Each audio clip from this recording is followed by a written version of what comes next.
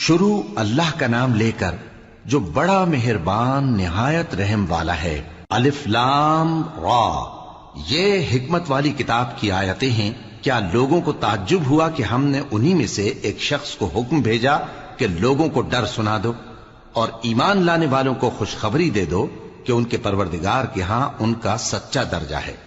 ایسے شخص کی نسبت کافر کہتے ہیں کہ یہ تو کھلا جادوگر ہے۔ تمہارا پروردگار تو اللہ ہی ہے جس نے آسمان اور زمین 6 دن میں بنائے، پھر عرش پر جلوہ افروز ہوا۔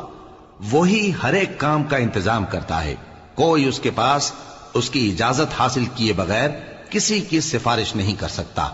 یہی اللہ تمہارا پروردگار ہے، تو اسی کی عبادت کرو۔ بھلا تم غور کیوں نہیں کرتے؟ اسی کے پاس تم سب کو لوٹ کر جانا ہے۔ اللہ کا وعدہ سچا ہے، وہی خلقت کو پہلی بار پیدا کرتا ہے، پھر وہی اس کو دوبارہ پیدا کرے گا تاکہ ایمان والوں اور نیک کام کرنے والوں کو انصاف کے ساتھ بدلہ دے۔ اور جو کافر ہیں ان کے لیے پینے کو نہایت کھولتا پانی اور درد دینے والا عذاب ہوگا، کیونکہ وہ کفر کرتے تھے۔ وہی تو ہے جس نے سورج کو خوب روشن اور چاند کو بھی منور بنایا اور چاند کی منزلیں مقرر کی تاکہ تم برسوں کا شمار اور کاموں کا حساب معلوم کرو۔ یہ سب کچھ اللہ نے تدبیر سے پیدا کیا ہے، سمجھنے والوں کے لیے وہ اپنی آیتیں کھول کھول کر بیان فرماتا ہے۔ رات اور دن کے ایک دوسرے کے پیچھے آنے جانے میں اور جو چیزیں اللہ نے آسمان اور زمین میں پیدا کی ہیں سب میں ڈرنے والوں کے لیے نشانیاں ہیں۔ جن لوگوں کو ہم سے ملنے کی توقع نہیں اور دنیا کی زندگی سے خوش اور اسی پر مطمئن ہو بیٹھے اور ہماری نشانیوں سے غافل ہو رہی ہیں، ان کا ٹھکانہ ان اعمال کے سبب جو وہ کرتے ہیں دوزخ ہے۔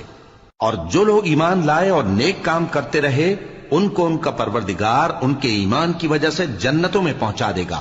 ان کے نیچے نعمت کے باغوں میں نہریں بہ رہی ہوں گی۔ جب وہ ان میں ان کی نعمتوں کو دیکھیں گے تو بے ساختہ کہیں گے سبحان اللہ، اور آپس میں ان کی دعا سلام علیکم ہوگی، اور ان کا آخری قول یہ ہوگا کہ اللہ رب العالمین کی حمد اور اس کا شکر ہے۔ اور اگر اللہ لوگوں کی برائی میں جلدی کرتا جس طرح وہ طلب خیر میں جلدی کرتے ہیں تو ان کی عمر کی میعاد پوری ہو چکی ہوتی۔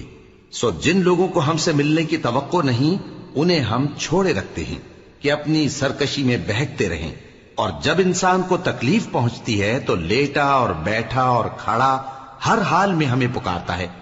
پھر جب ہم اس تکلیف کو اس سے دور کر دیتے ہیں تو بے لحاظ ہو جاتا اور اس طرح گزر جاتا ہے کہ گویا کسی تکلیف کے پہنچنے پر ہمیں کبھی پکارا ہی نہ تھا۔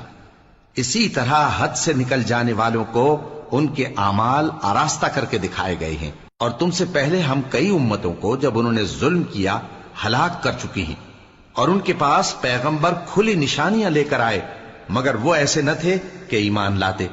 ہم گنہگاروں کو اسی طرح بدلہ دیا کرتے ہیں۔ پھر ہم نے ان کے بعد تم لوگوں کو ملک میں خلیفہ بنایا تاکہ دیکھیں کہ تم کیسے کام کرتے ہو۔ اور جب ان کو ہماری آیتیں پڑھ کر سنائی جاتی ہیں تو جن لوگوں کو ہم سے ملنے کی امید نہیں وہ کہتے ہیں کہ یا تو اس کے سوا کوئی اور قرآن بنا لاؤ یا اس کو بدل دو۔ کہہ دو کہ مجھ کو اختیار نہیں ہے کہ اسے اپنی طرف سے بدل دوں، میں تو اسی حکم کا تابع ہوں جو میری طرف آتا ہے۔ اگر میں اپنے پروردگار کی نافرمانی کروں تو مجھے بڑے سخت دن کے عذاب سے خوف آتا ہے۔ یہ بھی کہہ دو کہ اگر اللہ چاہتا تو نہ میں ہی یہ کتاب تم کو پڑھ کر سناتا اور نہ وہی تمہیں اس سے واقف کرتا۔ پس میں اس سے پہلے تم میں ایک عمر رہا ہوں اور کبھی ایک جملہ بھی اس طرح کا نہیں کہا، بھلا تم سمجھتے نہیں؟ تو اس سے بڑھ کر ظالم کون ہوگا جو اللہ پر جھوٹ باندھے یا اس کی آیتوں کو جھٹلائے؟ بے شک گنہگار فلاح نہیں پائیں گے۔